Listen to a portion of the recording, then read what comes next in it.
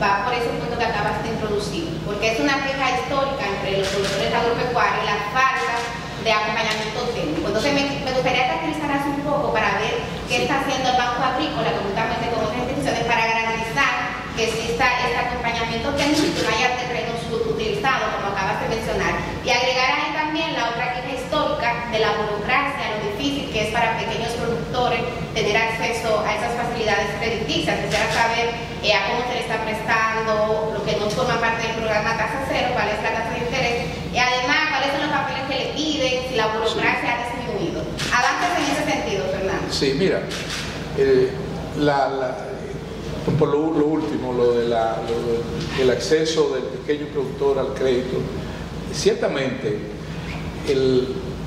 los sistemas de crédito todos son tratan de asegurarse de que haya un repago, porque de eso así funciona el préstamo, ¿verdad?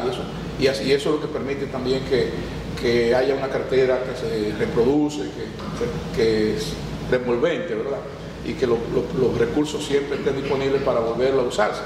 Entonces, pero reconocemos que hay dificultades y más adelante le voy a comentar todas las iniciativas que nosotros estamos tomando en ese sentido, porque sabemos que el banco tenemos que modernizarlo, tenemos que hacerlo una institución realmente accesible al productor. El pequeño, aquí hay varias dificultades. El pequeño productor, la banca generalmente requiere garantías y requiere titularidad, y la principal garantía que tiene un pobre, que puede tener un pobre o un agricultor, es un pedazo de tierra. Pero ese pedazo de tierra, en un 95%, hay provincias como el caso de Pedernales y gran parte de las provincias del sur que no tienen ningún título ninguna titularidad, ningún papel entonces eso es una dificultad. Y por eso ustedes ven que el presidente Luis Abinader ha impulsado con fuerza un gran programa de titulación de tierra, y todas las semanas en sus actividades incorpora programas y permanentemente está tratando y le ha dado mucha importancia a la titulación, a la entrega de títulos definitivos a los productores como una manera. Pero nosotros también en el banco, reconociendo eso, incluso a veces yo estaba viendo críticas que hacen, pero son críticas que uno tiene que asumirlas, porque de otra manera el pequeño productor, hay un problema de endeudamiento y esa deuda está registrada. Hay que buscar la manera de que el pequeño productor se pueda de nuevo, que eso no sea un obstáculo para acceder a préstamos. El pequeño productor a veces es muy distante las oficinas y hay que acercar las oficinas a donde está su necesidad. Todo eso, todas esas cosas, el acceso al crédito, todas esas cosas la dificultad, y nosotros estamos tratando de mejorarlo. Y incluso uno de los programas que tenemos de tecnificación es que el técnico del banco que visita al productor desde el mismo lugar con una tablet pueda tomar la información necesaria y que esa información llegue a una base, a un centro de cómputo en el banco, y que desde ahí se pueda procesar. Y tomamos una serie de medidas para que ese pequeño productor pueda no tener dificultad para conseguir un préstamo. Y lo otro que tú decías al principio, lo de la asistencia técnica, ese programa que estamos trabajando con el BID, nosotros le llamamos, y una de las cosas que hemos discutido y estamos teniendo cooperación y tenemos mucho intercambio, es justamente el crédito asistido. Nosotros estamos incorporando el concepto de crédito asistido, que es que y eso lo estamos trabajando porque es un programa conjuntamente con Agricultura, estamos tratando de georreferenciar, de tener en una base de datos cada finca, cada pequeño productor, discutir con el pequeño productor un plan de mejoramiento de su finca, y el Banco Agrícola proveer los recursos para apoyar ese plan. No es simplemente, y ese es un concepto que nosotros insistimos mucho, no es simplemente prestar, es acompañar al productor con asistencia técnica y que el préstamo del banco sirva para adquirir la tecnología, los insumos y toda con poder pagar los gastos que se requiera para mejorar su producción, su productividad, que es el otro objetivo que nosotros tenemos con todo esto. Y es parte de lo que de alguna manera ha estado sucediendo en el país, pero que nosotros queremos masificarlo, que es mejorar la productividad. Cuando uno mira los renglones y cuando uno compara el país con la producción, con la productividad de otros países, muchos renglones, incluso en el arroz, la República Dominicana todavía tiene mucho espacio para mejorar la producción de arroz por unidad de superficie. En la leche, ni decir, una vaca, en el promedio de un animal aquí anda por los 3.3 litros diarios, cuando en otros países eso anda por los 10, los 10.5. O sea que podemos, el cacao es otro cultivo donde tenemos una productividad bajísima en el país y nosotros tenemos mucho espacio para mejorar todo. Y ese es el trabajo que nosotros estamos tratando de impulsar desde el banco y hacerlo conjuntamente con el Ministerio de Agricultura, que es el que maneja los técnicos que dan la asistencia técnica. Buenas tardes.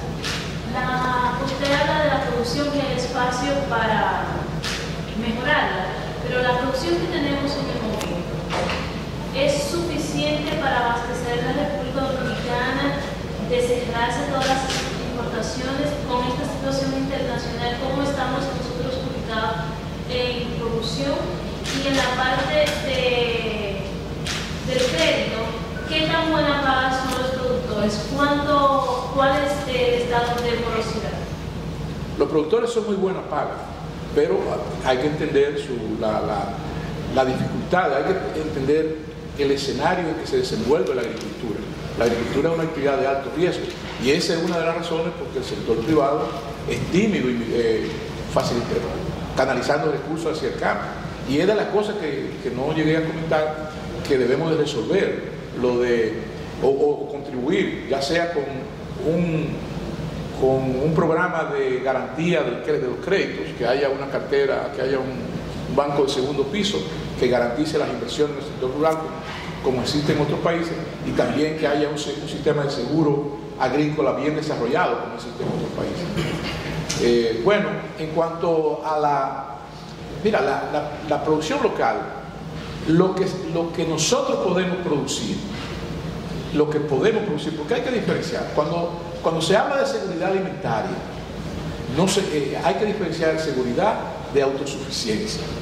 Seguridad es un concepto que encierra varios aspectos, como es tener disponibilidad, o sea, que haya disponibilidad de los alimentos, que haya acceso. Uno puede tener disponibilidad en San Juan de un producto y no tenerlo en la capital. Entonces hay que facilitar el acceso y hay que tener capacidad adquisitiva, que ese es tal vez el componente más importante, tener capacidad de comprarlo, porque tener un sistema alimentario no puede basarse en quebrar a los productores. O sea, por hacer llegar el producto barato al consumidor, no podemos quebrar al productor. Tenemos que mirar las dos partes de la ecuación, que haya una rentabilidad que haya una sostenibilidad del sistema productivo. Entonces, bueno, la República Dominicana, afortunadamente, como decía al principio, tiene una base de recursos naturales muy apropiados y muy convenientes y diversos, tanto en cuanto a suelo, disponibilidad de agua, disponibilidad de clima. O sea, eso nos permite a nosotros producir una gran variedad de los productos principales. Pero eso no quiere decir que no necesitemos traer algunas cosas. Por ejemplo, la habichuela. Mucha gente dice, la habichuela, nosotros consumimos alrededor de 1.300.000 quintales de habichuela anualmente. Y nuestra capacidad productiva, sobre todo en la zona de San Juan, y por la característica del cultivo, nosotros podemos producir en el país alrededor de 400, 450.000 quintales de habichuela. Y tenemos que traer el resto de fuera. Pero nosotros, hoy día, y eso es parte de lo que nosotros debemos de hacer, ¿verdad? Producir más de lo donde tenemos ventajas comparativas y ventajas competitivas, producir más de eso, producir más aguacate, producir más vegetales, producir más cacao, producir más frutales como el mango, y muchos otros frutales donde nosotros tenemos ventaja. Y productos que no lo podemos producir competitivamente, como el caso del maíz. El país consume alrededor de 30 millones de quintales de maíz anualmente. Ese es el consumo anual, sobre todo porque el maíz es el principal alimento para las aves y el principal alimento para los animales, el ganado, las aves, la crianza de cerdo, todo eso. El gran componente es el maíz, un poco la soya y otros derivados. Pero nosotros no tenemos capacidad de producir 30 millones de quintales de maíz en el país de manera competitiva, porque las variedades que existen, las variedades muy buenas, que requieren mucha tecnología, requieren mucho fertilizante, requieren agua y todo eso, para uno producir 8 o 10 quintales por tarea, y si necesitamos unos 30 millones, tendríamos que sacar del cultivo otras tierras como el arroz, y eso no es razonable. Entonces nosotros tenemos que seguir pensando que tenemos que traer maíz de fuera y tener una balanza agrícola, un intercambio agrícola compensado con aquellas cosas que podemos hacer bien. ¿Cuánto maíz se produce? Aquí en el país nosotros podemos decir que producimos 1 millón y medio de quintales de maíz. Incluso en este momento que estamos haciendo grandes esfuerzos por impulsar la siembra de maíz y otros granos, es posible que tengamos unas 500.000 tareas sembradas de maíz. Si nosotros produjéramos en esas 500.000 tareas un promedio de 6 quintales, podríamos llegar hasta 3 millones de quintales, pero eso sería solo el 10% del consumo que tiene el país. Y en este programa Siembra RD estamos haciendo esfuerzos para impulsar la siembra de maíz. Estamos identificando áreas donde se pueda sembrar maíz. Ya ustedes han visto que ese programa que lo está dirigiendo el ingeniero Faña en Manzanillo ha identificado áreas que estamos sembrando de maíz. Hay otras áreas cañeras que se piensa que se pueden sembrar, porque San Juan de la Maguana, en rotación con la habichuela, y en Azua y el sur del país en rotación con el tomate, también se trata de sembrar maíz, pero aún eso es insuficiente. Y además es un cultivo de poco valor en términos de los ingresos para el productor. Por eso el pequeño productor, sobre todo, no se estimula mucho, no se incentiva mucho a producir maíz. Pero lo importante es que todo lo que podemos hacer lo estamos tratando de hacer. Incluso el Ministerio de Agricultura está trayendo máquinas para cortadoras de maíz, está facilitando semillas híbridas para mejorar la productividad del maíz y todo no he hablado de dos aspectos de la política agrícola de este gobierno, que también han sido muy positivas y han tenido un impacto en todo lo que es garantizar la seguridad alimentaria del país, que han sido el programa de subsidio a los fertilizantes. En un primer momento el presidente dedicó 1.700 millones de pesos para contrarrestar un poco los incrementos de precios internacionales que hubo en los fertilizantes. No para bajar los precios, sino para mantenerlos, para que los fertilizantes se pudieran seguir vendiendo a los precios de septiembre del 2021. O sea, eso es bueno decirlo, porque a veces uno dice, bueno, pero los productores, pero no han bajado. No, la idea no era bajarlo, porque la situación que había, sino mantenerlo, que no subieran incrementándose. Y esos 1.700 de pesos, a eso se le agregaron 1.275 millones de pesos más, que ya, es decir, que ya vamos para alrededor de 3.000 y pico de millones de pesos al subsidio a los fertilizantes. Y eso nos está garantizando que el productor reciba a los precios del 2021, de septiembre del 2021, siga comprando fertilizantes a esos precios. También el otro programa muy importante ha sido el subsidio al arroz de unos 100 pesos por fanega de arroz. Además de subirle, de que el productor reciba un mayor precio, eso forma parte de mantenerle la rentabilidad al productor. El gobierno le está agregando, subsidiándole al consumidor unos 100 pesos para que el productor pueda mantener la rentabilidad y recibir unos 2.975 pesos por fanega de arroz cosechado. Sí, me gustaría que por favor me precisara la respuesta de ella sobre la morosidad. Dice, usted se limitó a decir que son buenas pagas. Sí, bueno, el índice. Sí. La tasa de retorno, de morosidad. Sí, de morosidad. Mira. Y, perdón, si podría comparar esa tasa cero versus la tasa de la banca privada. ¿Cuánto cobra? ¿Cuál es la tasa que tiene y la otra, para aprovechar ahí, pero quiero intervenir más, de cómo se pensaba pagar, si acaso no fue un engaño, se quisieron hacer una estafa? Se habló de un intercambio con Petrocaribe, de que iban a pagar con caraota, con habichuela, petróleo y gasolina, y nosotros estamos produciendo ese 400.000 toneladas de habichuela, aunque pudiéramos producir 1 millón. ¿Cómo se iba a hacer eso? Bueno, pues nunca se hizo. Eso nunca se hizo. Aunque yo puedo decirlo. Bueno, primero lo de la morosidad. Miren, a mí no me gusta hablar mucho de eso, pero la verdad es, pero las estadísticas están ahí. Las estadísticas ahí se publican. La morosidad, a partir del gobierno de Luis Abinader, ha caído significativamente. Nosotros hemos mejorado mucho y hoy día la morosidad del banco, creo que hoy la vi anda por alrededor del 6.4%. Y eso es significativamente mucho más bajo. ¿Y cuál era antes, Fernando, para comparar? Era sobre lo 9. La morosidad ha bajado significativamente.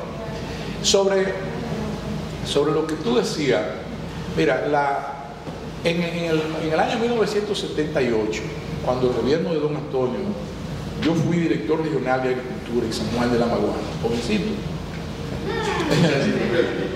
Y se hizo un gran programa, toda la zona sur, se hizo un gran programa de siembra de venderle habichuela caraota a Venezuela.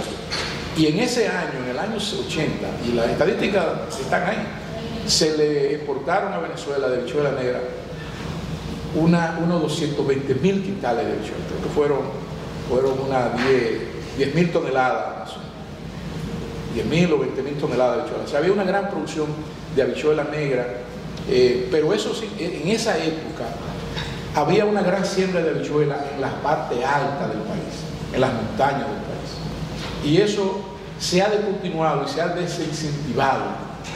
Sobre todo el Banco Agrícola no da préstamos para sembrar, porque eso estaba afectando mucho la montaña, estaba contribuyendo mucho a la erosión. Entonces, la verdad es que eso se ha reducido significativamente, la siembra de montaña hoy día, y qué bueno, porque una de las características de la agricultura, o uno de los desafíos de la agricultura en esta época es producir, usar los recursos naturales y al mismo tiempo protegerlos, conservarlos, ¿verdad? No destruir los recursos naturales, no destruir la base productiva sobre la cual se hace la agricultura. O sea, yo creo que eso forma parte de esa estrategia. Por eso no podemos decir que la disminución del área sembrada de habichuela, además de que el consumo, por razones obvias, el incremento poblacional también ha aumentado en el país. Pero la verdad es que muchas veces se habla en cultivos como ese, nosotros vamos a tener que seguir siendo dependientes, porque nos resulta más conveniente en términos económicos producir, por ejemplo, el programa, y permítame comentar un poco el programa de reconversión o el programa del Plan San Juan. que es un programa que el presidente Luis Abinader lanzó, que está empezando en este momento y que sobre todo busca reconvertir mucho la agricultura de San Juan de la Maguana, un valle que históricamente se ha dedicado a la siembra de maíz y de habichuela, dos cultivos de bajo valor para el productor, y eso ha hecho que de alguna manera la pobreza en San Juan de la Maguana, que San Juan hoy día, de ser una de las provincias que en el pasado se llamó el granero del sur, ¿verdad? Uno de los grandes centros productores y de gran dinamismo económico, hoy día haya perdido ese dinamismo económico. Entonces, este plan... Aunque hay familias que le ha ido muy bien. Por supuesto. Sí, porque San Juan, sobre todo el Valle de San Juan, se caracterizó por tener una gran concentración de la tierra en pocas familias. Estoy hablando de 30 años atrás, ¿verdad? Y eso hizo que esas familias pues pudieran acumular a través de la agricultura, pero eso no es la situación de hoy día. Mucha de esa tierra hoy día ha pasado a reforma agraria. Aunque Germán no se refería a los agrícolas, sino a los marítimos. Bueno, sí, pues bueno, pero miren, el Plan San Juan, y así se llama, busca, y el presidente desde el mismo inicio, hace un par de meses, hace unos 2 meses, que estuvo en San Juan de la Maguana, anunció, creó un fondo de 2.000 millones de pesos, un fondo que lo administra el Banco Agrícola, para reconvertir la agricultura de San Juan, para transformar esa cultura de producir dos sistemas de cultivo. Uno basado en los granos, el arroz y el maíz, y otro basado en la habichuela y el guandul. Dos cultivos que tienen muy bajo valor en los mercados. Y por lo tanto, el productor, los ingresos que le genera al productor, y además son dos cultivos de la dieta básica, todo eso tiene que ver con controles de precios y todo. Bueno, el asunto es que estamos trabajando para reconvertir todo eso a través de la siembra de vegetales, diversificar esa base productiva de San Juan de la Maguana hacia cultivos de mayor valor en los mercados, los invernaderos, los vegetales orientales, la siembra de aguacate, la siembra de limón, que ya hay muchos productores que ya se han ido reconvirtiendo a esos cultivos, pero la idea es la producción avícola. Estamos trabajando mucho para el financiamiento de la avicultura en San Juan de la Maguana, la producción de pollo, mejorar la ganadería. Hay una buena ganadería, hay muy interesantes proyectos de invernadero, la producción de tabaco. Los especialistas han identificado que la mata de Farfán, toda esa zona de la mata de Farfán, de Pedro Corto, tiene excelentes características para producir buen tabaco, y ya se han hecho los contactos necesarios con la industria del cigarro de Tamboril y ya en este año nosotros financiamos unas 8.000 tareas de tabaco, y se está invirtiendo en el mejoramiento del tabaco. La siembra, los invernaderos, hay todo un gran proyecto de invernadero en Vallejuelo, que es una inversión extranjera muy significativa. Hay una empresa muy grande que ya tiene identificados los terrenos para producir vegetales de invierno, sobre todo en invernadero.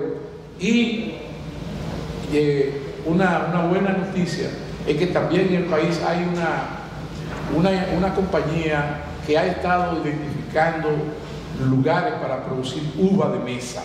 Aquí siempre se pensó sobre todo en la uva de Neiva, y se enfocó más bien a la producción vino, pero se ha descubierto, o se ha llegado a la conclusión a través de la investigación y de las observaciones técnicas y los especialistas que han estado transitando por el país, de que nosotros en el país podemos producir muy buena uva de mesa, y que esa zona de San Juan, la mata de Farfán, Pedro Corto, igual que otras zonas secas de Asua, pueden ser, y ya hay experimentos, se están haciendo los experimentos de lugar, hay plantaciones que van desarrollándose con mucha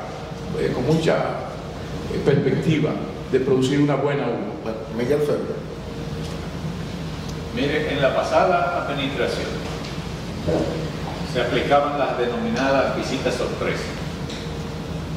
En muchas de estas visitas se comprometían préstamos del Banco Agrícola que con la llegada de la pandemia fueron anestesiados muchos de ellos por dormir. ¿Cuál es el estado de esos préstamos? ¿Cuál es el monto? Y si hay probabilidades de que el Banco Agrícola los recupere alguna vez. Mira, hay dos tipos de préstamos. El Banco Agrícola tiene una cartera administrada del FEDA y muchos de esos préstamos forman parte de esa cartera del FEDA. Y sí hay una pequeña cartera de los préstamos de visita sorpresa que se hicieron a través del Banco Agrícola. Una pequeña cartera. O sea, digamos 2.000, 3.000 millones de pesos. Sí. Bueno, hay muchos de esos proyectos. Muchos de esos proyectos no tenían viabilidad. Por ejemplo, hay una gran cantidad de proyectos, sobre todo en el FEDA, una gran cantidad de proyectos de conejos, que incluso las aulas y todas esas cosas se trajeron del extranjero. Tengo entendido que de España, costosísimas, ¿verdad?, para crear conejos. Y aquí no hay una cultura, no hay una tradición. Y hay una gran cantidad de granjas que se pretendían o que se hicieron con fines de producir conejos. Cuando hay una gran necesidad y hay un gran conocimiento de producir pollo. O sea, uno no entiende por qué, ¿verdad? Cuando los campesinos, cuando cualquier familia rural y cualquier asociación de productores sabe muy bien cómo producir pollo. ¿Por qué? Y cerdo. O sea, ¿por qué ponerse a producir cosas que primero no hay una cultura de consumir? Pero bueno, hay muchos de eso. Hay muchos proyectos que se están tratando de recuperar en la medida que sea posible. Por ejemplo, ahí en San Juan de la Maguana hay un proyecto de berenjena que ciertamente en el plan San Juan, ahora que hablamos, se está tratando de hacer un esfuerzo porque la berenjena tiene perspectiva, un producto que tiene mercado, y San Juan puede ser un buen productor de berenjena. Esos casos están. Hay algunos proyectos de frutales, por ejemplo de cereza y todo eso, pero muchos de esos proyectos no tienen la factibilidad que requieren a veces los productos a que se dedicaban. Por ejemplo, en Vallaguana, recuerdo hay un proyecto que creo que se fue financiado a través del Banco Agrícola de jengibre, para producir jengibre, pero eso fue una asociación que al final la información que tengo es que eran compuestas por 2 o 3 personas y el jengibre nunca se sembró, ¿verdad? La idea era sembrar jengibre para procesarlo y comercializarlo, pero el jengibre nunca se sembró y sí se le dio un préstamo, y así hay muchas cosas. Nosotros estamos tratando de mirar hacia adelante y no tanto quedarnos en el pasado que le toca a otro resolver o abordar esos temas. ¿Y ese otro que es la pesca? Bueno, sí, y a Cámara de Cuentas, investigar todas esas cosas, ¿verdad? No, nosotros tenemos un compromiso hacia el futuro, hacia adelante. Vamos a pasar a almorzar. En el almuerzo vamos a continuar con algunas preguntas que todavía tenemos en carpeta.